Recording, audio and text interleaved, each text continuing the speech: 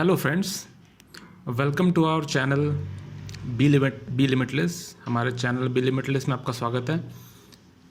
I am Kevin and today I am here with a very interesting topic which we are going to discuss, that is role of an accountant in the society. मैं उम्मीद करता हूँ आप लोग सब अच्छे होंगे, स्वस्थ होंगे, और इसी उम्मीद के साथ चलिए शुरू करते हैं। So, role of an accountant in the society. Being an accountant is one of the highest profession job. Accountant होना भैया कोई मामूली बात नहीं है। आप लोग अकाउंटेंट को हल्के में मत लेना। मतलब अकाउंटेंट की जो जॉब है, अकाउंटेंट का जो प्रोफेशन है, वो one of the most highest profession में से एक है। दूसरी चीज़ है, जो अकाउंटेंट होता है उसकी कुछ कोर सर्विसेज होती हैं, वो भी हम आने वाले स्लाइड्स में डिस्कस करेंगे। अदर सर्विसेज जो अकाउंटेंट यूजुअली करता है, क्या करता है, वो भी हम डिस्कस करेंगे, लाइक हेल्पिंग सोसाइटी ग्रोइंग। सो चलिए आगे मूव ऑन करते हैं और डिस्कस करते हैं। जैसा कि मैंने पहले बताया, accountant as one of the most highest jobs. गोथे जिन्होंने कहा था कि accountant profession is the fairest invention of human mind. आप सर्च कर सकते हैं। सो एक बहुत ही सही बात कही थी उन्होंने। अकाउंटेंट को हल्के में मत लेना। मैं फिर कह रहा हूँ, अकाउंटेंट अपने क्वालिटी, ट्रेनिंग, एनालिटिकल माइंड से जो चीज़ कर सकता है वो सबकी बस की बात नहीं है। अकाउंटेंट जो है टैक्सेशन मैटर्स में इन्वॉल्व हो सकते हैं, कॉस्टिंग में इन्वॉल्व हो सकते हैं कि कोई चीज़, अगर किसी चीज़ की कॉस्टिंग निकालनी है कि उसका प्रोडक्शन अगर कुछ कर रहे हैं तो उसका क्या कॉस्ट आ रहा है, उसका क्या करने में ज़्यादा फ़ायदा है, क्या करने में नुकसान है, वो चीज़ कॉस्टिंग से पता चलती है और अकाउंटेंट उसमें भी बहुत अच्छे से एनालाइज करके बता सकता है। अकाउंटेंट आज की डेट में मैनेजमेंट्स में इन्वॉल्व हो रहे हैं, मैनेजमेंट डिसीजंस में इन्वॉल्व हो रहे हैं, अकाउंटिंग मैटर में तो इन्वॉल्व डेफिनेटली है ही, क्योंकि अकाउंटिंग उनका प्रोफेशन है। सो बेसिक जो भी अकाउंटिंग रिलेटेड चीज़ है उसमें तो अकाउंटेंट इन्वॉल्व है ही, but financial other legal matters में भी इन्वॉल्व हो रहे हैं। तो बेसिकली कहने का मतलब ये है कि अकाउंटेंट अपना एक रूटीन अकाउंटेंट जॉब को लेकर तो चल ही रहे हैं, उसके साथ साथ अदर मैटर्स में मतलब अपने स्कोप्स को और ब्रॉड कर रहे हैं।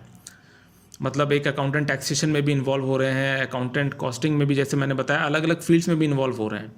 डायरेक्ट एंड इनडायरेक्ट टैक्सेशन में आ रहे हैं। डायरेक्ट इनडायरेक्ट टैक्सेशन एक बहुत बड़ा मैटर है, बहुत बड़ा सब्जेक्ट है, जिसमें आप अपना करियर भी परस्यू कर सकते हैं। तो काफ़ी सारी चीज़ें हैं। मतलब आप अपने आप को लिमिट नहीं कर रहे हैं और चीज़ों को और बढ़ा रहे हैं और ग्रो करने का सोच रहे हैं, ज़्यादा फील्ड्स में इन्वॉल्व हो रहे हैं। तो ये बहुत अच्छी बात है। कोर एरिया की अगर बात करें अकाउंटेंट की, तो जैसा कि हमने अभी डिस्कस किया कि अकाउंटेंट्स जो हैं आजकल direct and indirect taxations matters में भी इन्वॉल्व हो रहे हैं। जनरल मैनेजमेंट जो प्रॉब्लम्स रेगुलर जो वर्किंग में होती है उन सब चीज़ों में भी इन्वॉल्व हो रहे हैं। तो काफ़ी सारे फील्ड्स में अपने आप को प्रूव कर रहे हैं। खाली एक अकाउंटिंग, बेसिक अकाउंटिंग वर्क्स में ही अपने आप को इन्वॉल्व करके नहीं रख रहे हैं। जैसा कि बेसिक अकाउंटिंग वर्क्स आप देख सकते हैं, maintenance of books of account, जो कि अकाउंटेंट का जॉब है और कोर सर्विस है। स्टैट्यूटरी ऑडिट, आजकल बहुत सारी कंपनीज जो हैं स्टैट्यूटरी ऑडिट करवा रही हैं, क्योंकि स्टैट्यूटरी ऑडिट करवाना बहुत सारे लॉज के हिसाब से मैंडेटरी है। जैसे कोऑपरेटिव सोसाइटी एक्ट हो गया, इनकम टैक्स एक्ट हो गया। सो इन सब लॉज के हिसाब से स्टैट्यूटरी ऑडिट कंपनीज़ के लिए करवाना मैंडेटरी है। आजकल ज़्यादा से ज़्यादा कंपनियां स्टैट्यूटरी ऑडिट के अंदर आ रही हैं, और स्टैट्यूटरी ऑडिट वो चीज़ होगी जब एक कंपनी या और एक या एक ऑर्गेनाइजेशन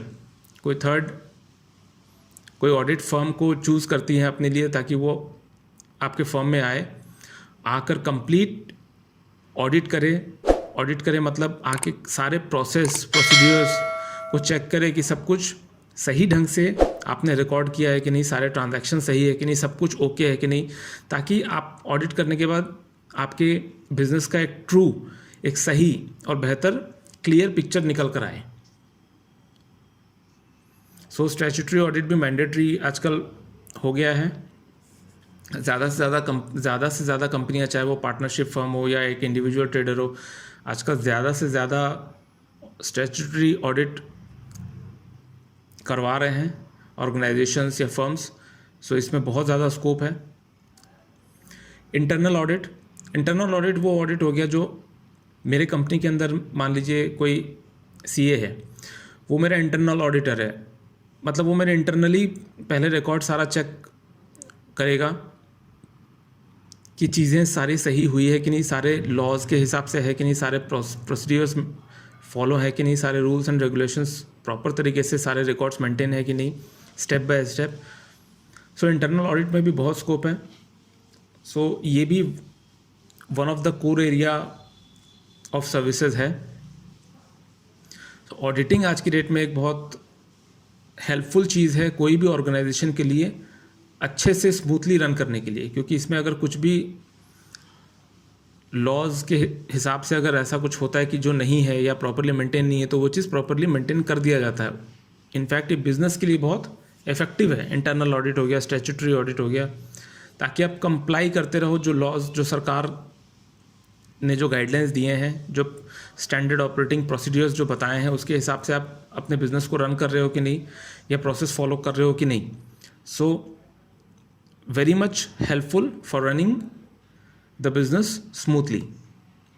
टैक्सेशन, एक अकाउंटेंट ही है भाई साहब, ध्यान से सुनिएगा, जो टैक्सेशन मैटर्स को अच्छे से हैंडल कर सकता है। आज आपकी कितनी इनकम है, आपके ऊपर उस इनकम के हिसाब से कितनी टैक्स लायबिलिटी बन रही है, और उस टैक्स को आप, अगर टैक्स का बर्डन आपके ऊपर ज़्यादा आ रहा है तो उसको आप कैसे कम कर सकते हैं, ये सारे एडवाइसेज, ये सारी चीज़ें, आपका टैक्स रिटर्न फाइल करना, टैक्सेस सरकार को पे करना, ये सारी चीज़ें अकाउंटेंट ही कर सकता है। तो अकाउंटेंट को हल्के में मत लेना।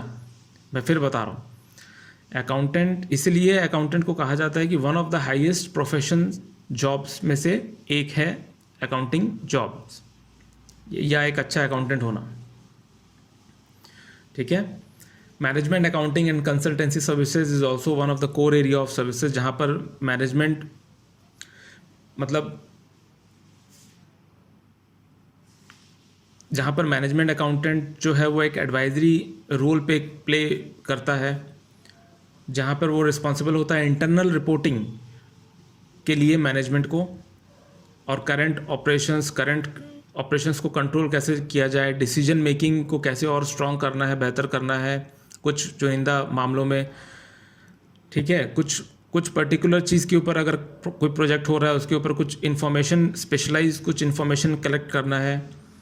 सो काफ़ी सारी चीज़ें हैं जो management accounting and consultancy services के अंदर आती हैं। एक्सपेंडिचर अगर कंपनी का ज़्यादा, उसको कैसे कंट्रोल करना है, इवैल्यूएशन, अप्रेजल टेक्निक क्या होना चाहिए, इन्वेस्टमेंट कंपनीज को कहाँ करना चाहिए ग्रो करने के लिए, या अगर कुछ ऐसा इन्वेस्टमेंट है जो नॉन परफॉर्मिंग है, काम नहीं आ रहा, तो वहाँ से डिसइन्वेस्टमेंट कैसे करना है, कंपनी की जो वर्किंग कैपिटल है उसको कैसे मैनेज करना है, कॉर्पोरेट प्लानिंग कैसे करना है। तो बहुत सारी चीज़ें हैं corporate management accounting and consultancy services के अंदर, और ये भी one of the most core area of services है। तो आप ध्यान रखिएगा। फाइनेंशियल एडवाइस, एक अकाउंटेंट बेहतर फाइनेंशियल एडवाइस आजकल दे रहे हैं लोगों को। एज अ फाइनेंशियल एडवाइज़र आप काम कर सकते हैं। इन्वेस्टमेंट रिलेटेड आप फाइनेंशियल एडवाइस दे सकते हैं, कहाँ पर आपको इन्वेस्ट करना है अपना पैसा और कहाँ पर नहीं। इंश्योरेंस रिलेटेड आप एज एन अकाउंटेंट आप एडवाइस दे सकते हैं। बिजनेस एक्सपेंशन रिलेटेड आप एडवाइस दे सकते हैं कि बिज़नेस को कैसे एक्सपेंड किया जाए, कैसे ग्रो किया जाए, किसके साथ मर्जर करना है। सो काफ़ी सारी यूज़फुल चीज़ें हैं जो अकाउंटेंट जो है अपने एनालिटिकल स्किल्स के थ्रू प्रोवाइड कर सकता है। अब इन्वेस्टिगेशंस भी उसी में से एक है।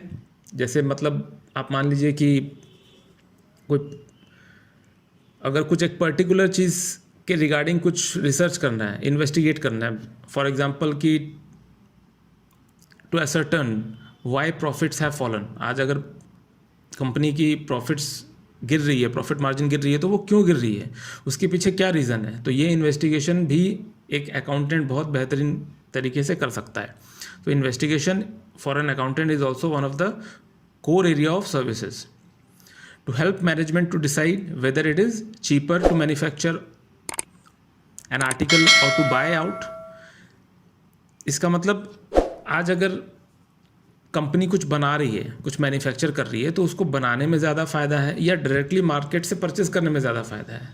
तो ये सारी चीज़ें हैं जो इन्वेस्टिगेट करके कंपनी को आगे ये इन्फॉर्मेशन पहुंचा सकते हैं, मैनेजमेंट को पहुंचा कर कंपनी को, एक ऑर्गेनाइजेशन को स्मूथ रन करने में हेल्पफुल हो सकता है। अदर सर्विसेज कैसे हैं? सेक्रेटरियल वर्क हो गया, ठीक है, जैसे कंपनीज हो गई, क्लब्स, एसोसिएशन, यहाँ पर अकाउंटेंट की रिक्वायरमेंट रेगुलर होती है, ठीक है, और अकाउंटेंट इन सब चीज़ों को इजीली हैंडल कर सकता है। तो ये सारी अदर सर्विसेज भी हैं, जैसे शेयर रजिस्ट्रेशन वर्क हो गया। अगर किसी कंपनी को शेयर ट्रांसफ़र के लिए कुछ काम है या नए शेयर्स इशू करवाने हैं, तो उसके regarding accountant is one of the best person. Accountant ही है जो ये सारी चीज़ों को हैंडल कर सकता है। कंपनी अगर फॉर्म करना है, कोई कंपनी अगर फॉर्मेशन में है, या कोई कंपनी को अगर लिक्विडेट करना है, तो उसके लिए जो लीगल एडवाइस चाहिए होगा, या जो भी एंट्रीज़ करनी होगी, या जो भी ट्रांजैक्शंस करने होंगे, जो भी लीगल प्रोसेस होगा, उसमें अकाउंटेंट बहुत हेल्पफुल है। सो काफ़ी सारी अदर चीज़ें भी हैं, आप देख सकते हैं स्क्रीन पे। लेकिन इन सब चीज़ों के बीच में मैं एक चीज़ ज़रूर कहना चाहूँगा आप लोगों को।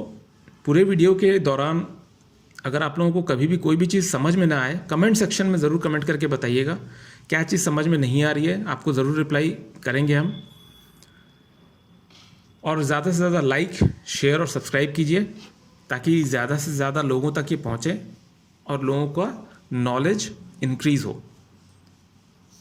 हमारे चैनल्स को रेगुलर चेकआउट करें, क्योंकि हम वीडियोस रेगुलरली अपने चैनल पे पब्लिश करते रहते हैं, और इसी तरह की नॉलेजेबल वीडियोस हम रेगुलर आपके लिए लाते रहेंगे, ताकि पढ़कर हम सब आगे बढ़ सकें। Knowledge is the biggest investment, याद रखिएगा।